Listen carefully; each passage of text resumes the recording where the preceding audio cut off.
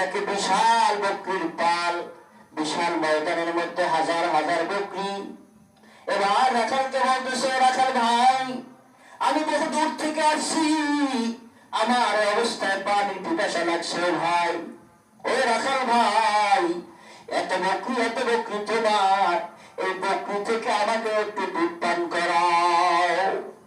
রাখাল জবাব দেয়, ও আল্লাহর বান্দা, আমি তো একজনের বকরিকে চড়াই, ওই মালিক তো আমাকে বলে নাই দুধ পান করবার জন্য, আমি পারবো না।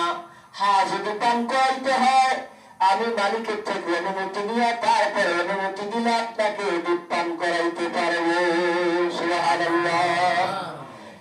ওমর রাদিয়াল্লাহু তাআলা আনহু বললেন, রাখাল ভাই যদি দুধ না পান না করাইতে পারেন তাহলে আর একটা কাজ করেন, একটা বকরি আমাকে দিয়ে দেন, আর আপনার মালিককে বলবেন যে একটা ছাগল বাঘে খেয়ে ফেলছে, এই কথাটা বলবেন, মিথ্যা কথা বলবেন।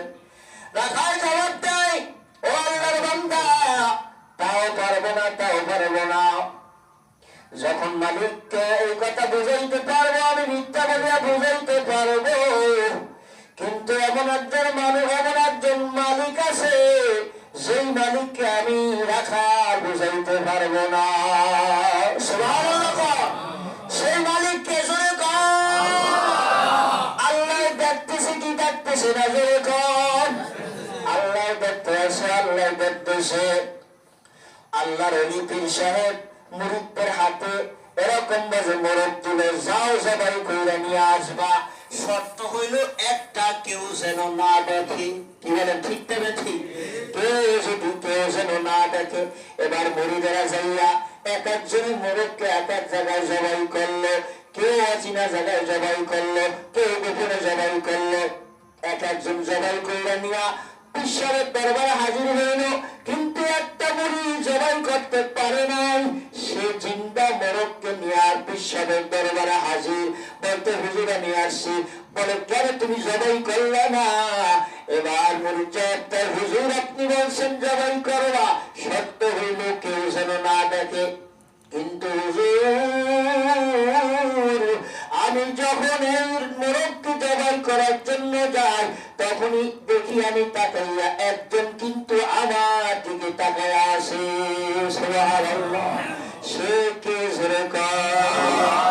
আল্লাহ। আবার বলেন, সে কে?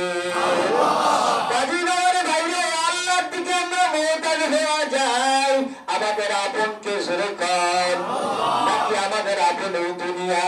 এই বাবা দুনিয়ার মহব্বত অন্তর দূর করে দেন, অন্তর থেকে দূর করে দেন। এই দুনিয়ায় আছে, এই নয় ক্ষণস্থায়ী জিন্দেগি। এই দুনিয়া মিশে গেলে ভাই মায়া বাদায় সংসার, চোখ বুঝিলে ব্যক্তির মন, কে আপন আর কে বাবা। ঠিক কিনা জোরে কর। কাজী বাবার ভাইরা, আমার মাওলাকে আপন করবার চেষ্টা করি। বাবা আমার মাওলাকে